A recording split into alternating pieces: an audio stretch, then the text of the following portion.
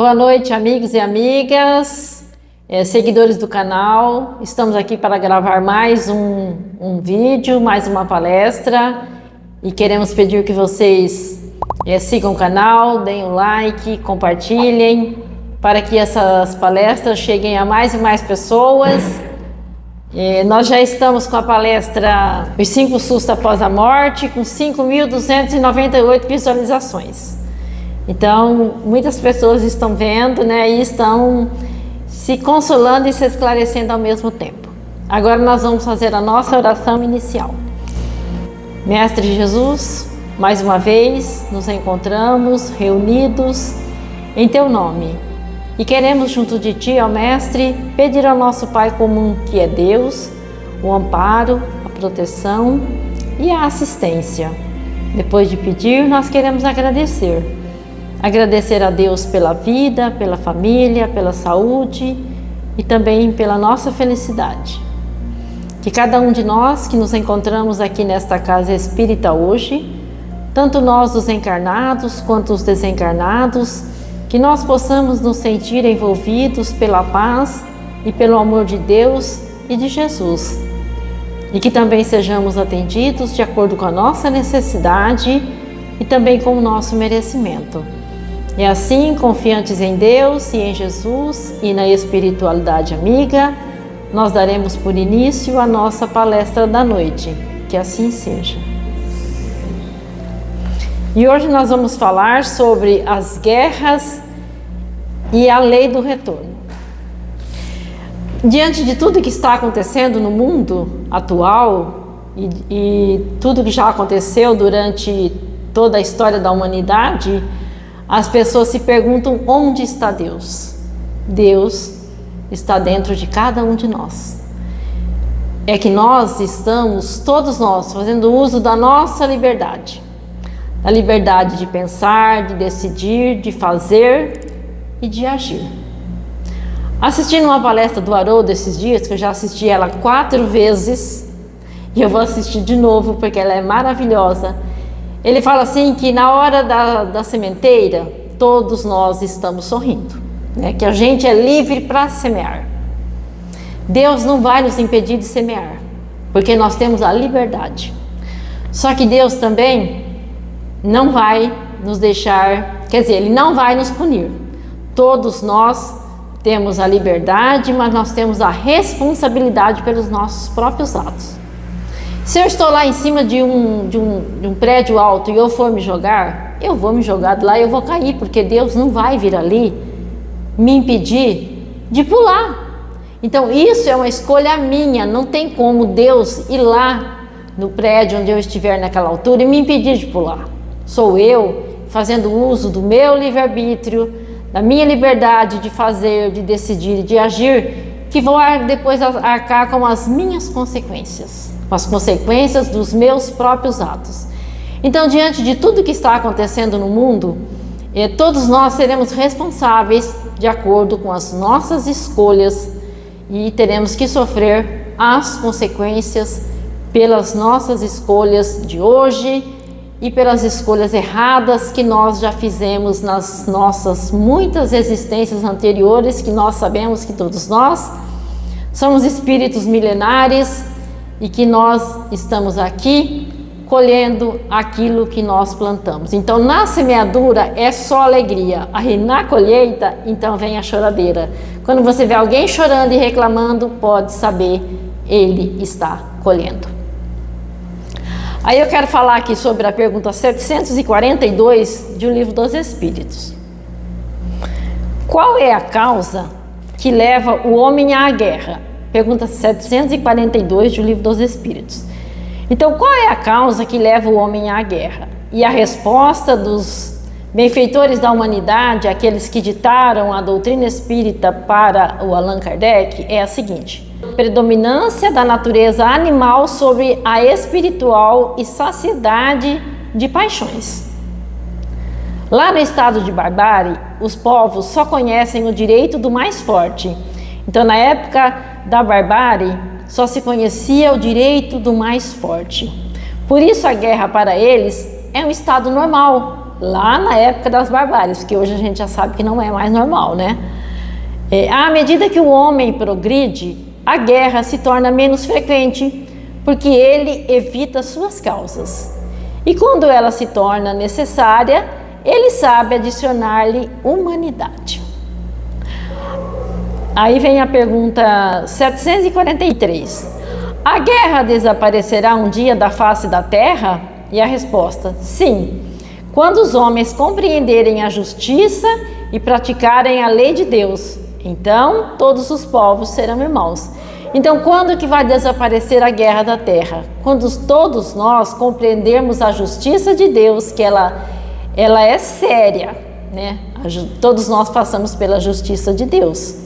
Então, vai acabar a guerra quando nós compreendermos a justiça de Deus e praticarmos a lei de Deus. Então, aí desaparecerá a guerra, porque aí todos nós vamos ser considerados irmãos.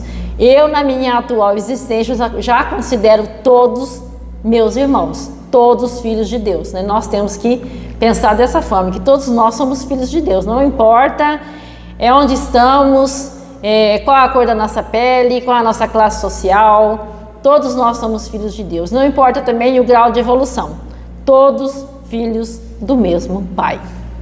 Aí a pergunta 744, ela é interessantíssima. Qual é o objetivo da providência ao tornar a guerra necessária? Olha a resposta: a liberdade e o progresso. Então, a justiça divina diz que a guerra é necessária porque ela nos dá o quê? A liberdade e o progresso. Aí vem a 744A. Se a guerra deve ter por efeito atingir a liberdade, como se explica que ela tenha frequentemente por objetivo e por resultado a escravização? Aí vem a resposta: escravização momentânea, é uma escravização momentânea, não vai ser eterna, para amontoar os povos a fim de fazê-los evoluir mais rapidamente. Aí vem a pergunta 745, que eu acho ela magnífica. O que pensar daquele que provoca a guerra em benefício próprio? Resposta: é o verdadeiro culpado e precisará de muitas existências para expiar todos os homicídios de que foi causa, pois responderá por cada homem cuja morte tiver provocado para satisfazer sua ambição. Então, aquele que está causando a guerra em seu próprio benefício, ele é o verdadeiro culpado e vai passar por muitas e muitas encarnações para expiar todo o seu mal. Aí tem uma pergunta aqui que eu achei muito interessante e eu quero falar para vocês. Qual é o mais culpado aos olhos de Deus? São dois crimes: o parricídio ou o infanticídio. Eu vou dar a resposta e depois eu explico o que é cada uma delas. Então, qual é o mais culpado aos olhos de Deus? O parricídio ou o infanticídio? Ambos os são igualmente, pois todo crime é um crime. Então, o que é o parricídio? O parricídio é quando o filho mata o seu próprio pai. Então, esse crime se chama parricídio. E infanticídio é quando a mãe mata o seu próprio filho. E a gente vê isso em toda a história da humanidade, né? Aí as pessoas falam assim: ah, mas essa guerra já matou 11 mil pessoas. Mas ninguém olha lá na história e vai ver, durante a Inquisição, quantas pessoas vocês imaginam que morreram durante a Inquisição? No auge da Inquisição, do século 16 e 17, morreram 100 mil pessoas. Agora vem uma coisa chocante. As cruzadas. Quantas pessoas vocês imaginam que morreram? 1 milhão de pessoas. E foram 8 cruzadas. Tiveram até a cruzada das crianças. E a noite de São Bartolomeu? Essa noite de São Bartolomeu, que aconteceu no dia 24 de agosto de 1572, morreram 10 mil pessoas. Ali foi arranjado um casamento entre um católico e um protestante, para atrair as pessoas, os chamados huguenotes. Eles foram atraídos, então numa única noite foram mortos 10 mil pessoas. Sem falar das cruzadas, que foi 1 milhão, né? É um exagero. Aí a gente olha hoje o que está acontecendo no mundo e acha que é um absurdo. Absurdos nós já vivemos em outras épocas da humanidade, né? E hoje está se falando muito devido a essa guerra que está acontecendo lá em Israel, da Noite dos Cristais. Essa Noite dos Cristais aconteceu no dia 9 e 10 de novembro do ano de 1938. Nessa noite foram mortos, cruelmente assassinados 91 judeus, 267 sinagogas foram destruídas, foram queimadas. Quem quiser pesquisar, é só ir lá no Google, né, que tem tudo. Tem lá as fotos da destruição de tudo. E nesses 2 dias, 9 e 10 de novembro de 1938, que foi o início da Segunda Guerra Mundial, que foi até 1945, 7.500 estabelecimentos judaicos também foram destruídos. E durante a Segunda Guerra Mundial, não é novidade para ninguém que foram mortos 6 milhões de judeus. Aí o Haroldo Dutra Dias, esse maravilhoso palestrante, né, que ele fez essa palestra lá em Florianópolis, ele fala que durante a Segunda Guerra Mundial nós tínhamos aqui na Terra 2 bilhões de pessoas encarnadas. E hoje, em 2023, nós temos aqui na Terra 8 bilhões. Então ele fala assim que todo mundo que estava lá no umbral veio para a Terra, que o umbral ficou vazio, né? Então ele fala, hoje lá no mundo espiritual, no umbral, já é um mundo de regeneração.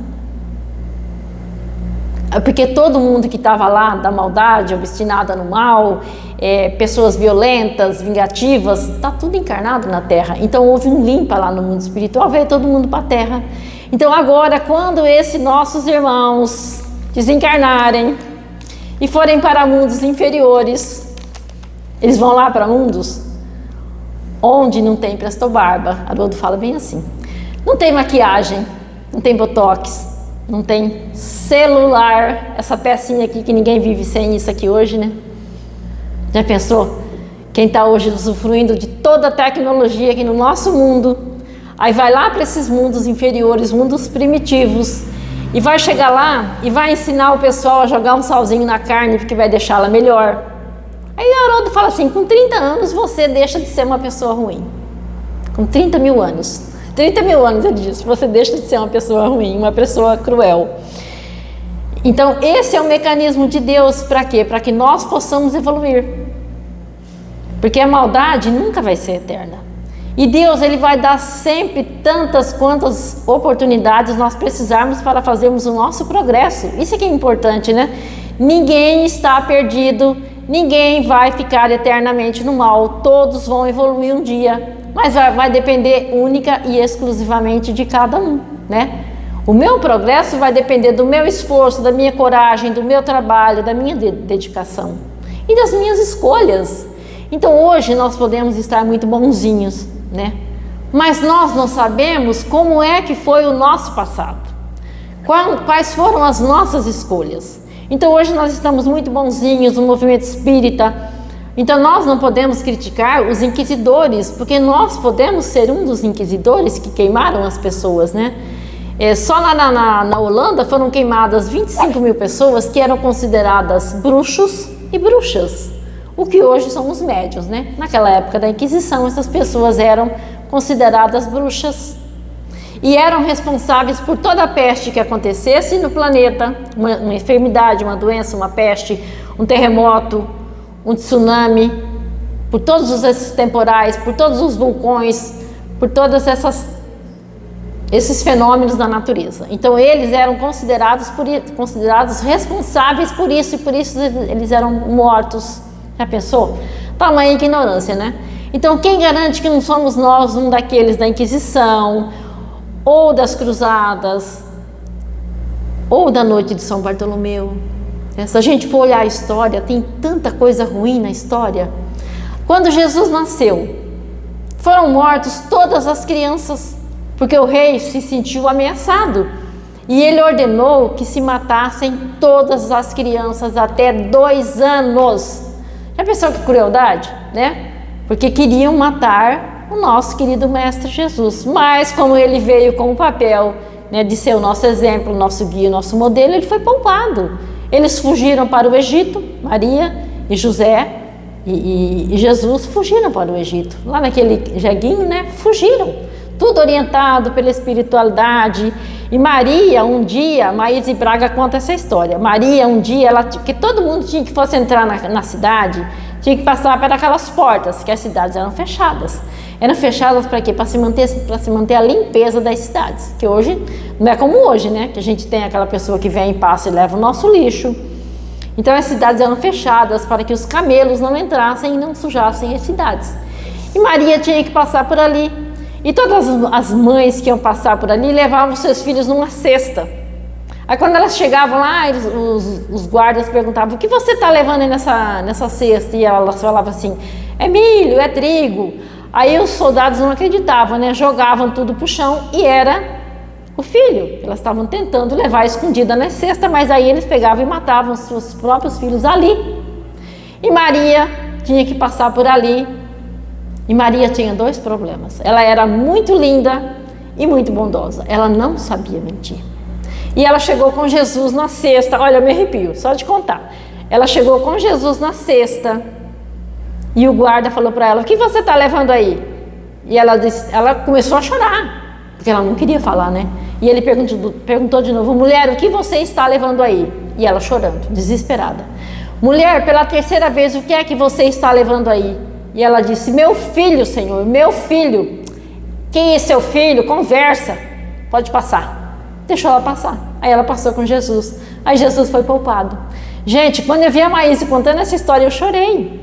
Eu me emociono de contar essa história, porque Maria, ela contou a verdade, porque ela não sabia mentir. E ela era muito linda. Além da lindeza dela, ela era muito bondosa e não sabia mentir. E ela falou a verdade e o filho dela foi poupado, graças a Deus, né? É claro que depois, com 33 anos, né? Nós que estávamos encarnados lá naquela época, se não ajudamos, mas ficamos omissos, vendo a crucificação de Jesus. Então, quando nós estamos muito endurecidos aqui nesse planeta, nós vamos voltar lá para aqueles mundos inferiores e vamos fazer com que aqueles mundos inferiores possam evoluir, e nós vamos evoluir junto com esses mundos.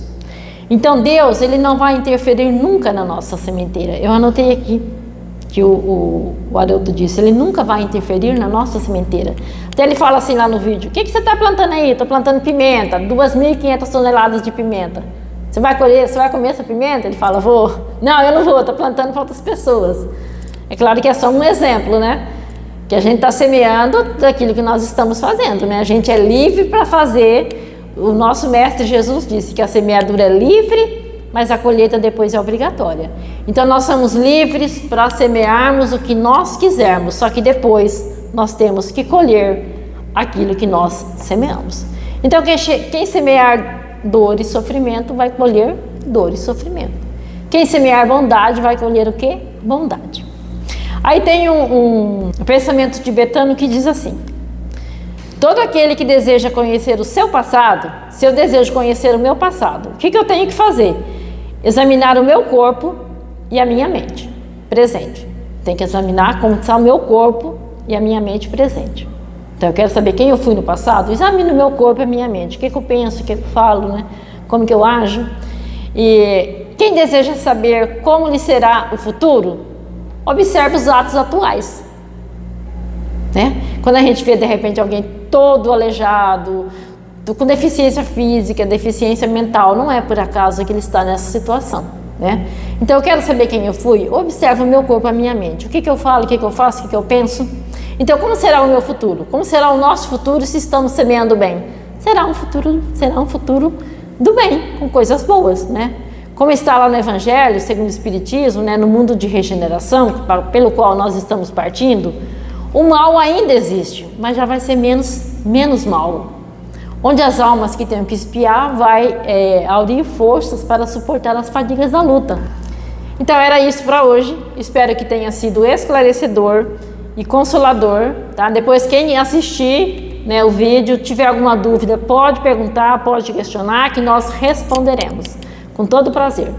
Muito obrigada a todos pelo carinho e pela atenção, e agora nós faremos então a nossa oração final. Mestre Jesus, mais uma vez, nós estamos aqui reunidos. Ao final dessa palestra, nós queremos agradecer a Ti, agradecer a Deus, agradecer a espiritualidade amiga que nos amparou e que nos assistiu, e que neste momento cada um de nós eleve o pensamento para o seu familiar querido, para o seu amigo, para o seu vizinho, para quem nós queiramos que também participe desse momento, desse passe, dessa energia que vem de Deus e que vem de Jesus e que serve de alimento para o corpo e para o espírito. Vamos pedir ao nosso Mestre Jesus que possa aliviar o sofrimento de todos os que sofrem, encarnados e desencarnados, também o sofrimento dos nossos irmãos suicidas, para que o sofrimento deles também seja aliviado. E sabedores, meus irmãos e minhas irmãs, de que é só com Jesus que nós vamos encontrar a força e o equilíbrio necessário para trilharmos o caminho da evolução moral. E que nós possamos sair daqui dessa casa espírita hoje mais consolados e mais esclarecidos do que quando aqui chegamos. E que o amigo e mestre Jesus ele possa nos iluminar e nos conduzir hoje e sempre. Que assim seja.